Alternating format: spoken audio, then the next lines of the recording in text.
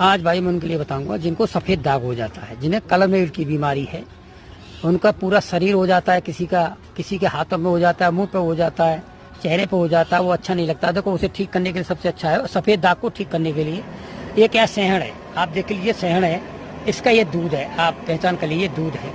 तो आपको क्या करना है, इसका 1 चम्मच दूध लेना है। मैं आपको क्वांटिटी बता रहा हूँ, जितना शरीर पे भाई उस हिसाब से अपने हिसाब से ले लें।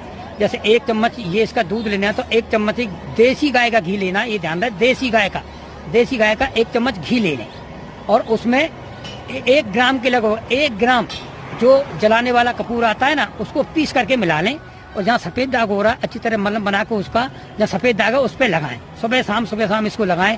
आप देखेंगे धीरे धीरे वो दाग काला होने लगेगा और उसमें भाई वो फुंसियाँ आएंगी, बारीक बारीक, घबराना नहीं है। जब फुंसियाँ खत्म हो जाएंगी तो अपने आप कालापन आ जाएगा, सफ़ेद दाग इससे पूरा तरह ठीक होने लगेगा। भाई मेरे वीडियो से लाइक करिए, शेयर करिए।